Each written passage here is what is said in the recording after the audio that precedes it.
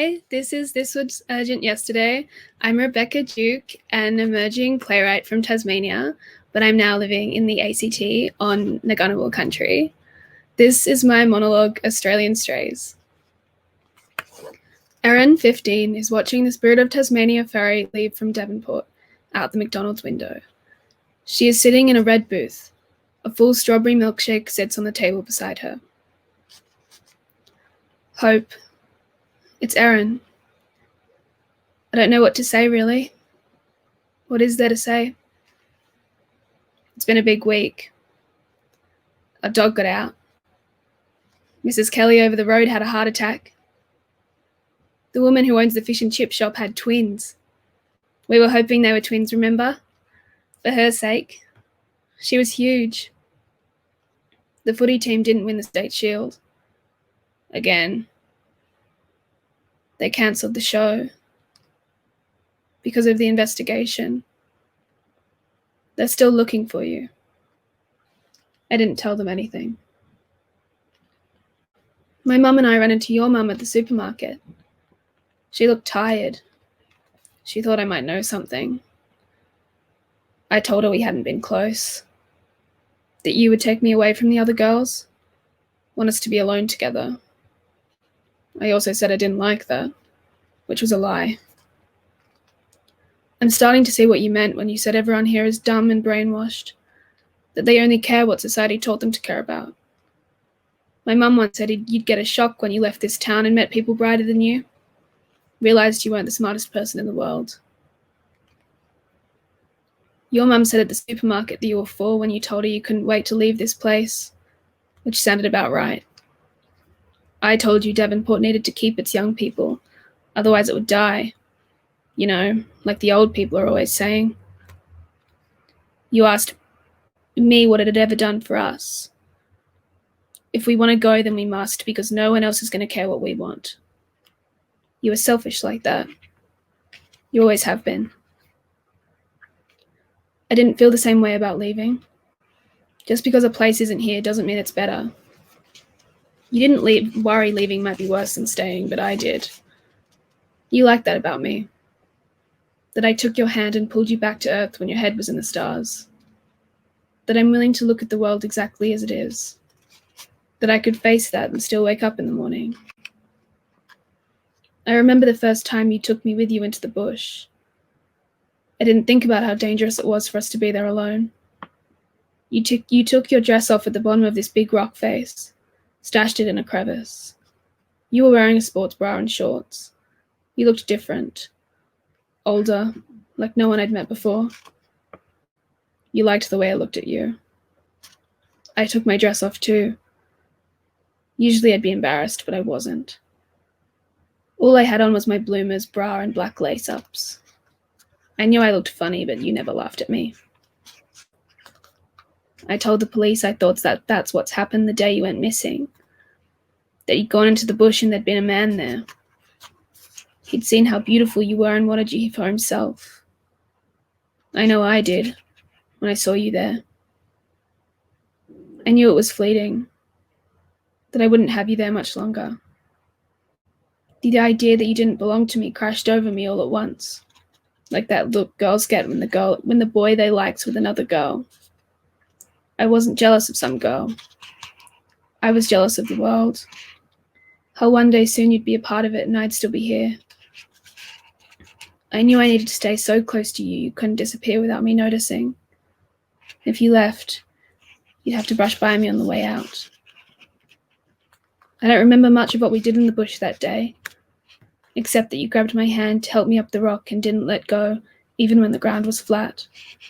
You were telling me about leaving, what it was going to be like, about drag bars and pride parades in some suburb in Sydney where, like, everyone's gay.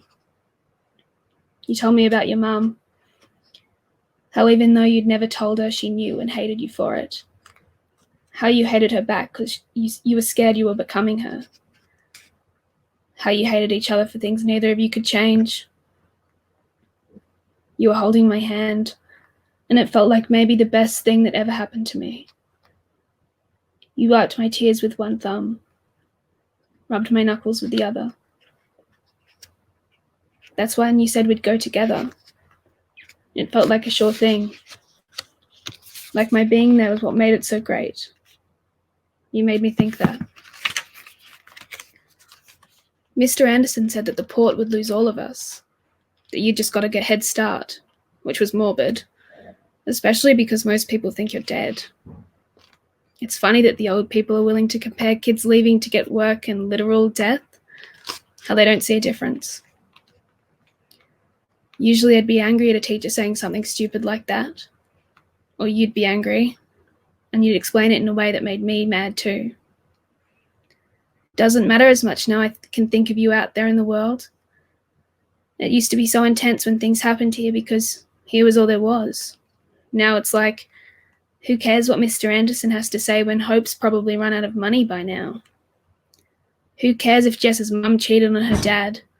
Hope's probably sleeping on the street tonight. Who cares if the sergeant's son was caught shoplifting when I could have been sleeping on the street tonight? If I'd gone with you, like we'd planned. I'm sorry I wasn't there. I'm sorry I loved you but not enough. I'm sorry you didn't love me enough to stay. That I wasn't so integral to the plan that it fell apart when you couldn't find me at the cafe at 5 p.m. on Thursday, not a minute later. And I'm sorry for thinking that you'd wait for me. That when I wasn't there, you didn't think, she's not ready, or we'll just wait till summer or till high school's over. I'm sorry that you needed to go badly enough that you were willing to do it alone. That I didn't know you needed it that badly. Or that I did know, and I still couldn't make myself do it. I'm sorry.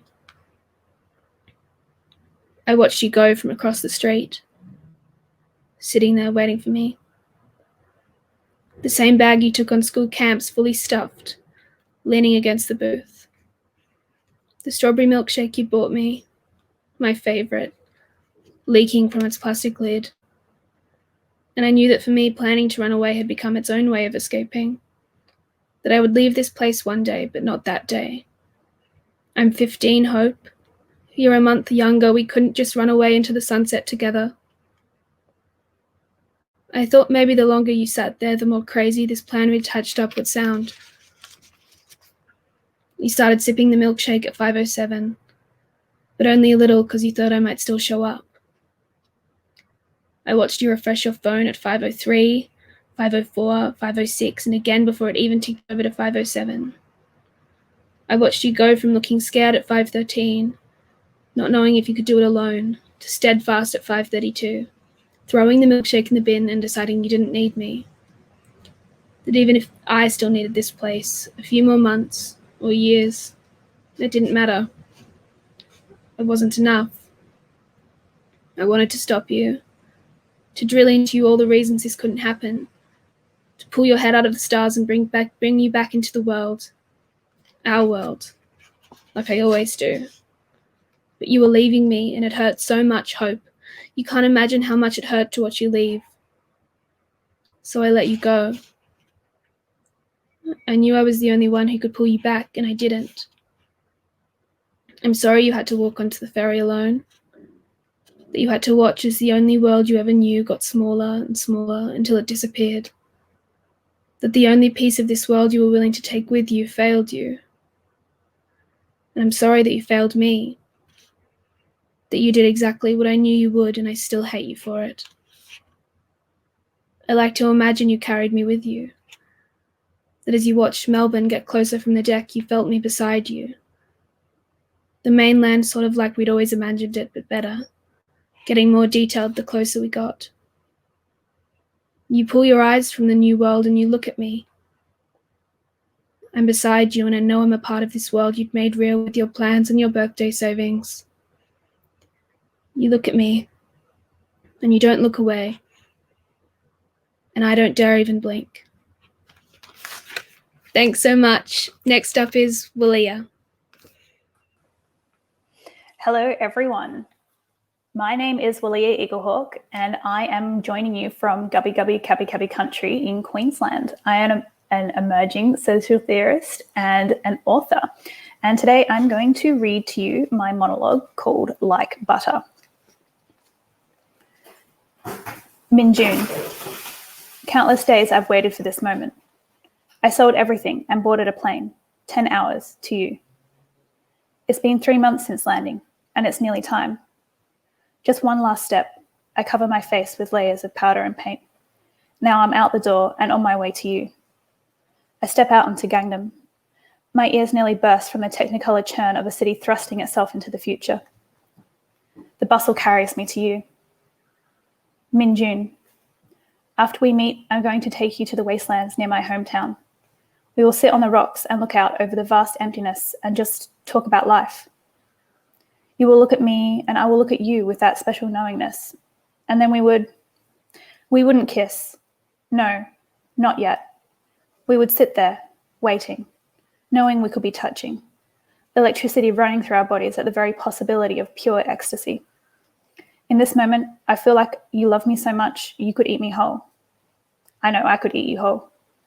I'd start with your lips, then your tongue, then your nose, and your eyes. I'd savor every moment. Min-June. After that, we'll hold hands down the main street of my shitty hometown. Everyone who told me I would never be loved will look on, slack-jawed and glassy-eyed. We will visit the street I grew up on. I'll show you my house at number 16. I'll show you a picture of me standing out front on my first day of school.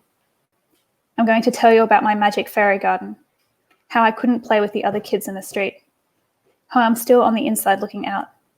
You'll see how they shredded my magic trees. Min-June. Just a few more minutes and I'll be with you. People turn their heads while I walk past Lottie Tower. We're meeting on a side street where they won't find us. My heart starts to race because I can see you up ahead waiting for me. I'm wearing red Converse like you describe in that song, Converse High. Now I'm so close I can almost reach out and touch you. I can almost taste you. You turn and my world stops. Your hair falls across your face. You push it back with your hand. Your broad shoulders are impossibly straight as you stand in that denim jacket you love so much. I step forward, bowing my head slightly in greeting. Your almond eyes soften. Your cheekbones catch the afternoon light. Your chin tilts upwards as a smile plays across your lips. You take 2 long strides towards me. My heart jumps into my throat. You walk past, to her. It's your ex, Soojin. I'd know her anywhere. I don't understand. Surely you must be mistaken. It's me, your one true love. I burned all my bridges to be with you. How could you see right through me? I can't be here. I can't watch her in your arms. My Converse hit the pavement and I run as fast as I can, pushing past masked strangers on the street. They all have your eyes. The lights burn and blur as the world shifts with each blast of a horn. My heart is stretched like glad wrap as I see your face on every corner. They say you're a rap god, but in this moment, you're more of a monster to me. I scream into the night from the top of my lungs. Min-June. It's been 3 months and I'm on my way to see you again. Passers-by stare at my devastating looks. I know you won't be able to resist me. Not this time. Min-June. I listen to your lyrics. I hate that you talk about all the various beauties in the world, yet you still go back to her. You said you're going to change the world by being a revolutionary. You said we must learn to love ourselves, then we must speak ourselves. Well, if you're a revolutionary, then so am I. Soon we'll stand at Namsan Tower and survey Seoul sprawled out before us. You'll buy a lock for 10,000 won. I'll write our names on it. We won't hang it on the railing like everyone else. No, we're too special for that. You'll pull me in close and trace Saranghae on the palm of my hand while the sun sets. Min-June. I wondered what you smelled like, so I asked around. People say you smell like sandalwood and books. $7 later, and I can smell you. Min-June. I followed one of your friends on Instagram. I liked all of their photos until they followed me back. Sometimes I post pictures I know they'll react to. Sometimes I post pictures they'll tell you about. When you introduce me to them, I'll be in tight black jeans and a tucked-in white tee. My hair will be smooth and cut with precision. They'll take one look at me and know that I'm perfect for you. When I open my mouth, they will fall in love with me. They'll secretly want me too. Min-June. I saw Soojin at the Dosagwon the other week. I didn't know she lived in that yellow house around the corner. I didn't know she had dance class every Tuesday and Thursday night. I didn't know she still called you when she got drunk. She was throwing out some dresses the other day. I suppose she gets a lot of free things from being a model. I never knew we both wore the same size. I never knew magenta looked so good on me. Min-June. In the spring, we'll ride our bikes along the River Han and bask in the sun. You'll rest your head on my lap as you read Heart of Darkness. You'll ask me about English words you haven't heard before. I'll stroke your hair while I read The Vegetarian and ask you why everything in Korean ends in yo. My mouth will move around your language as easily, as willingly as it moves across your face while we cast long shadows across the sloping grass. I kiss all my favorite places, your cheeks, your nose, your chin, your lips. You watch me. You say nothing. Your lips part in anticipation of what I'll do next. Min-June. I hope you look at me the way your oboji looks at your omoni when they sit across from one another at the barbecue place in Hongdae every Friday night. Your oboji always asks me to bring more kimchi. He always asks me how my day has been and how my Korean classes are going. This week, I told him my Songsaenim was holding me back, so he invited me over to his office for after-hours tuition. When I crossed my legs and leaned forward ever so slightly, his words slow, lost in the anticipation of what I'll do next. I told your Omoni that I missed the taste of my mother's home-cooked meals. So last night, Oboji and Omoni had me over for dinner. I got so sleepy afterwards that Omoni put me to bed in your room. It was there that I found the map of your soul, the same one you rapped about in your latest release. You must have left it just for me, knowing it gives me coordinates to your insides. Min-June. Your sheets, they still smelt of you. I ran my hands over every surface. This must be what bliss feels like. Your oboshi found me there. I asked if I could call him Oppa. Now he smells like sandalwood too. Min-June. I'm so close now. Your house looms ahead. Lights blazing through the darkness. People can't stop staring at me. That's how I know you won't be able to resist. Not this time. Min-June. I've taken the time to get to know you. And now I know your friends. I know your family. I know Sujin too. But most of all, I know myself. It was you who taught me to love myself. It was you who taught me to be a revolutionary. Min-June. I've waited so long. Your hallway light is calling me home. Like a moth to the flame, I draw near. I'm at your door. I'm ringing the bell. We're face to face. You call out in surprise. Your arm and eyes find mine. Your face is so close now. Your smell envelops my being. You hold me tight. Now you see me. Now you feel me.